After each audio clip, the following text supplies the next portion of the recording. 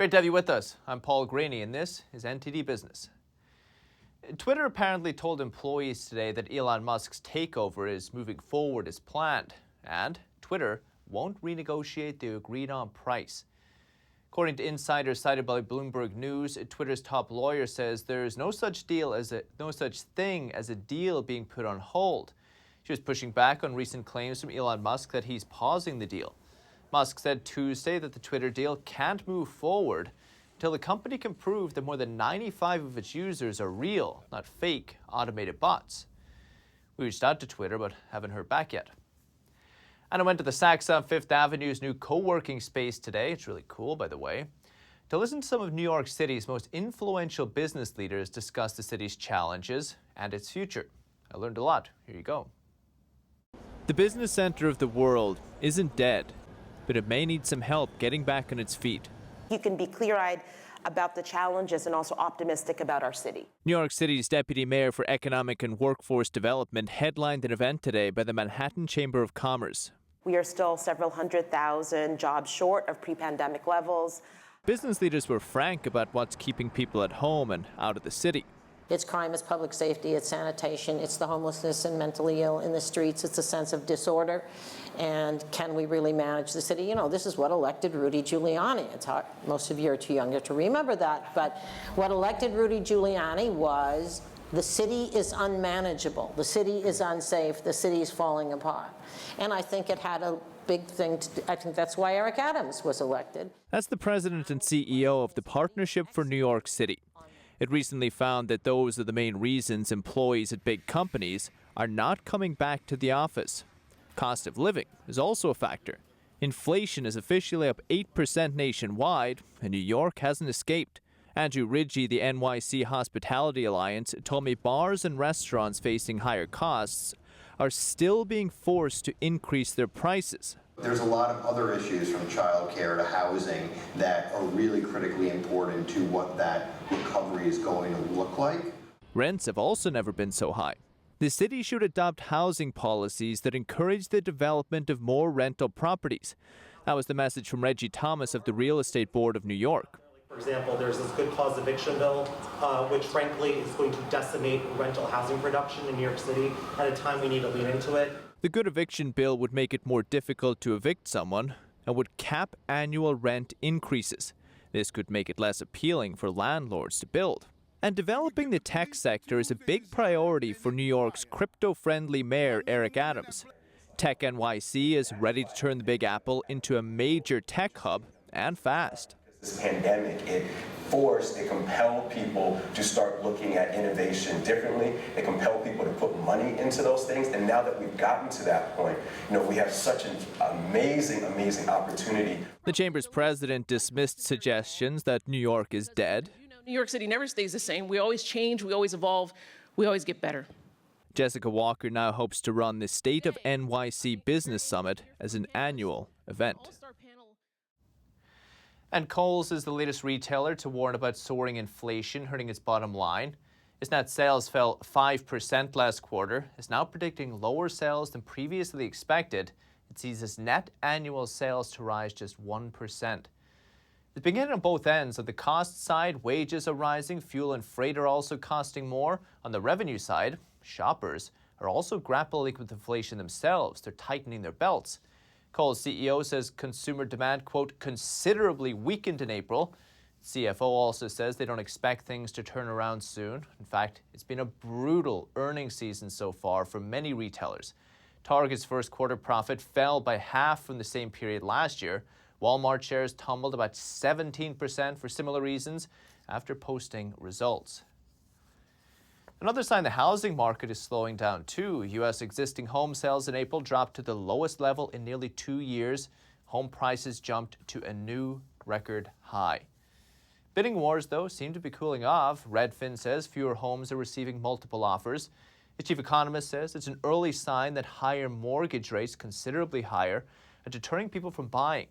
Most of April's sales were likely closings and contracts signed earlier before the rates even started climbing. Another issue, lack of inventory. We've heard it before. Compared to a year ago, there are 10% fewer homes on the market. And a quick update on the jobless claims. The number of Americans filing new claims for jobless benefits rose a little last week, kind of surprising, reaching a 4-month high. Labor market, though, is still tight. Data out today showing the number of people collecting unemployment at its lowest since 1969. And that has led many prominent people to talk about stagflation. It's high inflation combined with a stagnant economy. Last time we saw it prominently was in the 1970s, which is quickly followed by a recession. NTD's Faye Quarter has more.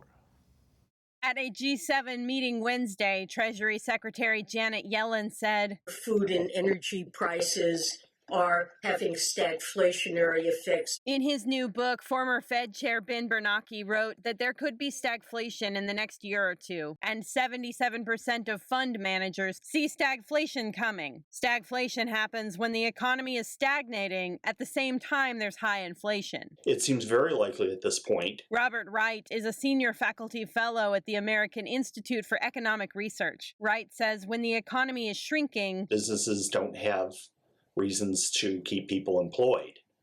So if the economy continues to shrink, then businesses will likely shed workers. Stagflation is uncommon because during economic downturns, prices usually fall. Businesses are forced to cut their prices as demand for their products dwindles. If stagflation has to come, it has to come from the supply chain crisis or the food inflation, which is going through the roof. Sankar Sharma is the founder of RiskRewardReturn.com. Sharma says the Fed has no control over the supply chain. The Fed mainly has the power to change interest rates and money supply. We're already seeing stagflation by definition. We have extremely high inflation, and the economy fell by 1.4% last quarter. John Dunham is the president of John Dunham and Associates. Dunham doubts the economy will grow much this quarter. Real GDP dropped by 1.4% in the first quarter, but unemployment is still very low. So we're not exactly seeing the great stagflation of 2022 at the moment. You get out of it through the Federal Reserve raising interest rates.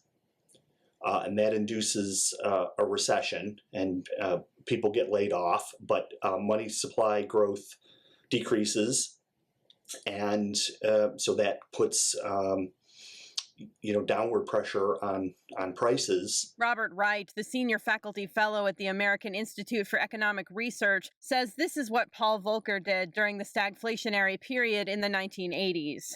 Faye Quarter, NTD News. Consumers with low credit scores or subprime borrowers are now falling behind on payments for car loans, personal loans, and credit cards. Why are they falling behind? And does this spell trouble for the overall economy?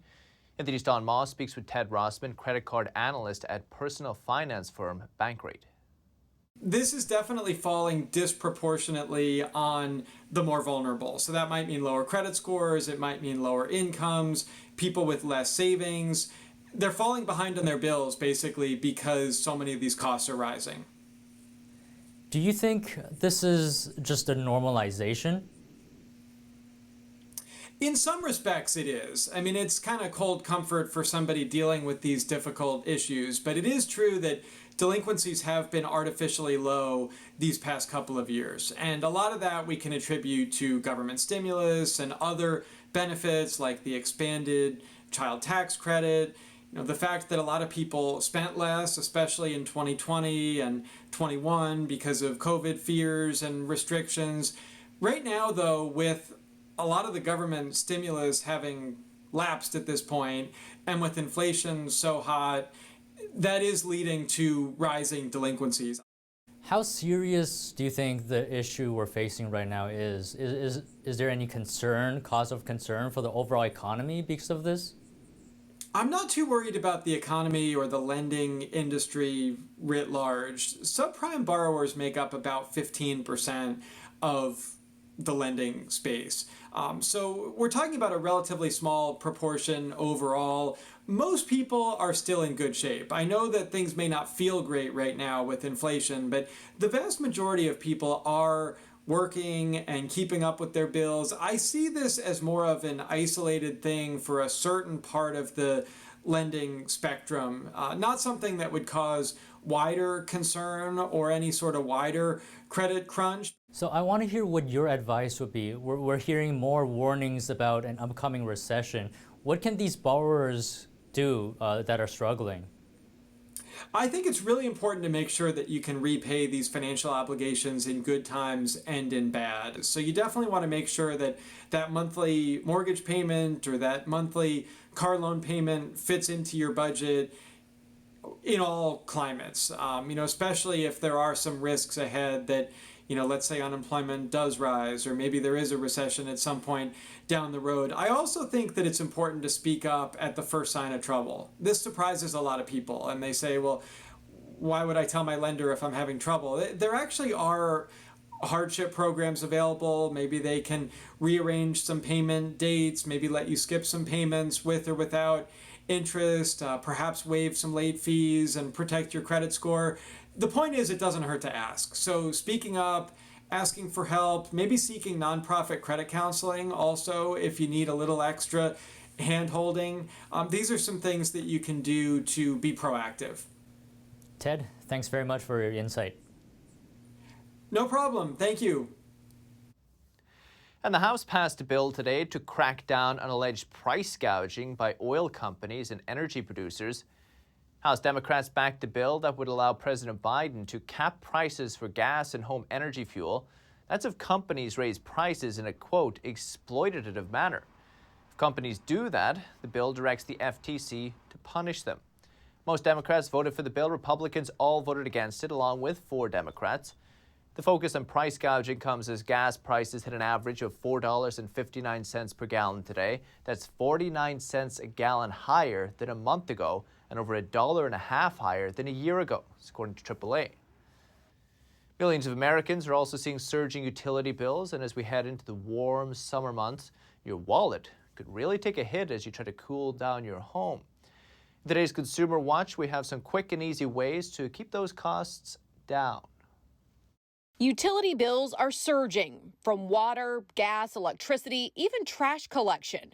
And with summer quickly approaching, millions of Americans could be faced with dangerously high costs. Unfortunately, it's going to be a heartbreaking and potentially fatal summer for families who can't afford electricity. The natural gas market is largely driving up huge hikes on fuel, oil, propane, and electricity. But consumer experts say the war in Ukraine is also adding fuel to the fire. My bill is more than triple what it was last year in the same period of time. And so for people who live on a budget, this is a budget buster. Here are 5 tips to keep utility bills down this summer. Number 1, use your dishwasher. While it does use electricity, it saves energy and water. The California Energy Commission says that could save you an average of 5,000 gallons of water each year. Also, air dry the dishes to reduce your dishwasher's energy use by up to 50%. Number 2, ditch the thermostat and use a fan. A fan uses 10% of the energy that a central air conditioner does. Number 3, switch to smarter bulbs. LED bulbs use at least 75% less energy than incandescent lighting. Number 4, use cold water when you wash laundry.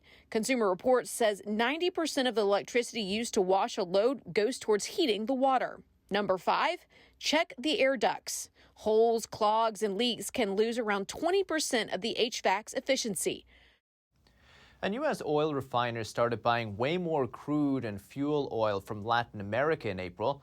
That's when buyers began replacing Russian supplies. Back in March, the U.S. banned Russian oil over Moscow's invasion of Ukraine. April 22nd was the last day to buy from Russia. And last month, imports of fuel oil from Latin America jumped 49% compared to a year ago. Mexico's share alone climbed to about 27%. That's up 8% year over year. One energy strategist says the really interesting news has been Mexico's ability to capture market share from Russia. Crude imports from Latin America also up, climbing to their highest in 6 months.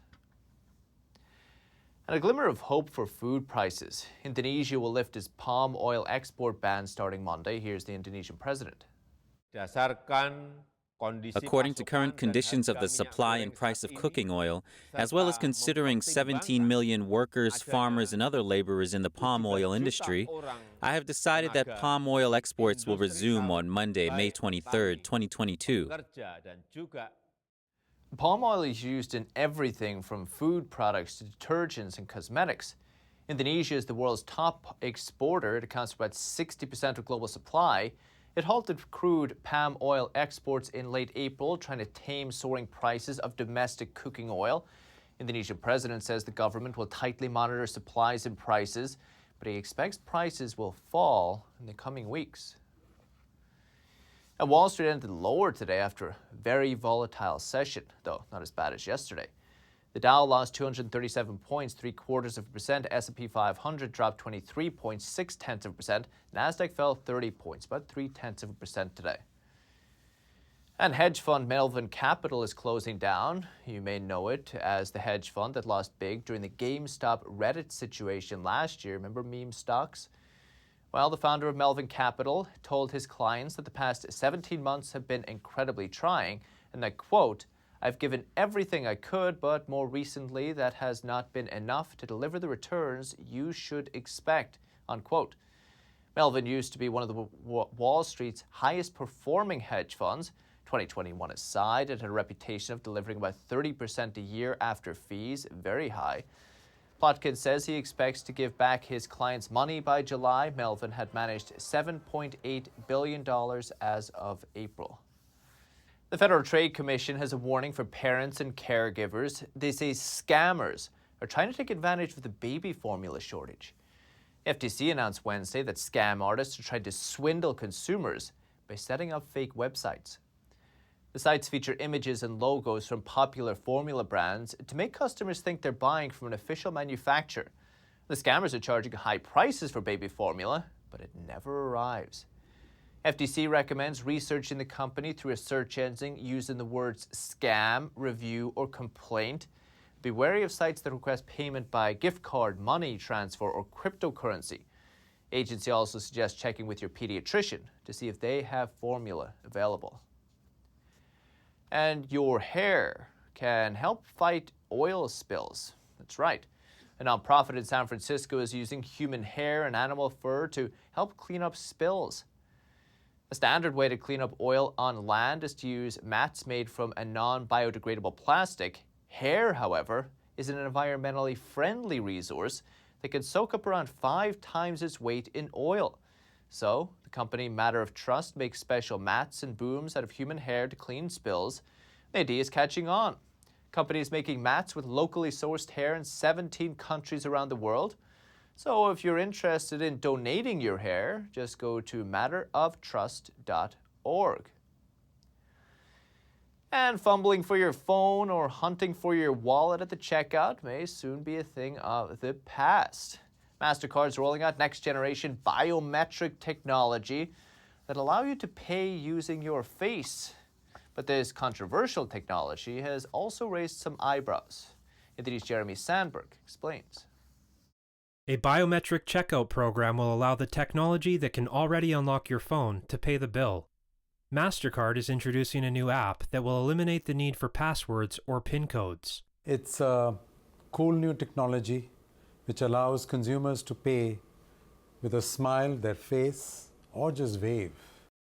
The company has outlined a set of standards that apps must comply with. They say it helps ensure the security and privacy of personal data when people pay biometrically.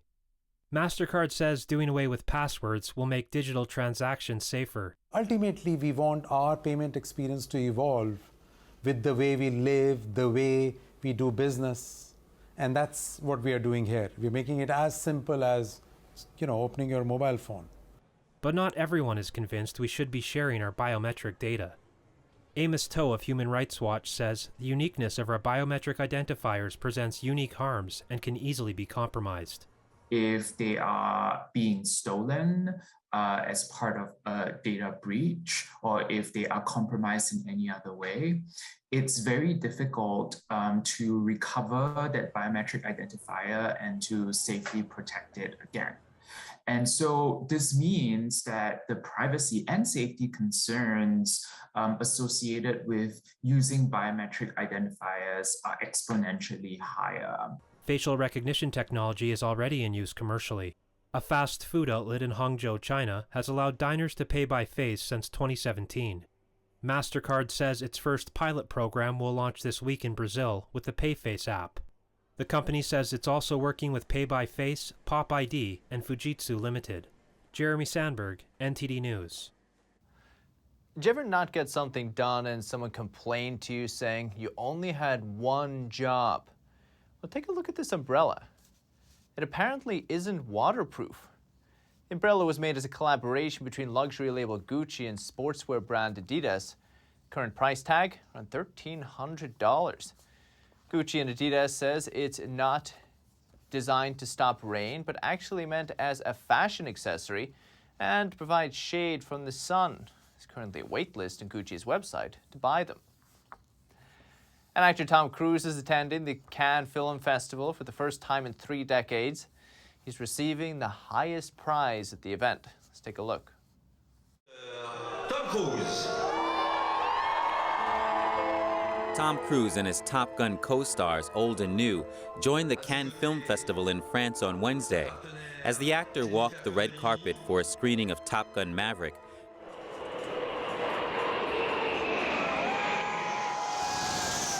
the French Air Force honored him with a special flyover.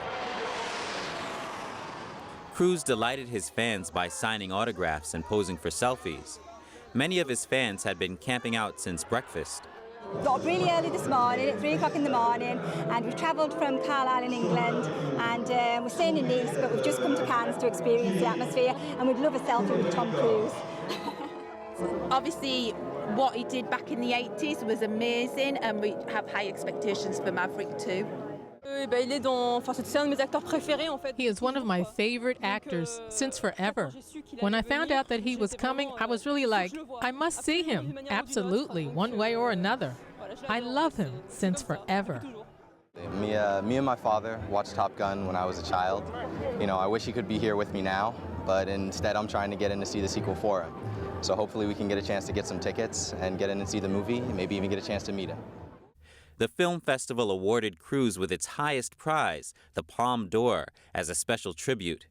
Cruise addressed the crowd saying, "Thank you for your time. I make these movies for all of you, and they all work so hard to bring this to the big screen, and it's a dream to be here. I'm never going to forget this evening."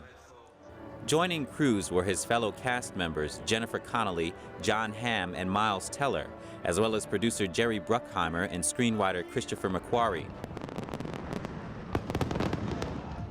Cruise received a sparkling send-off as he left the festival, and fireworks lit up the sky.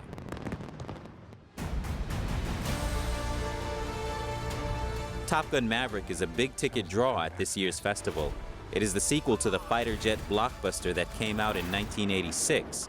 It will be in theaters next Friday, May 27th. The Cannes Film Festival runs from May 17th to the 28th. That's the latest from the NTD Business team and myself, Paul Graney. Until we meet again, you can follow me on Twitter. For NTD Business, it's all for today. Thank you for watching. We'll see you tomorrow.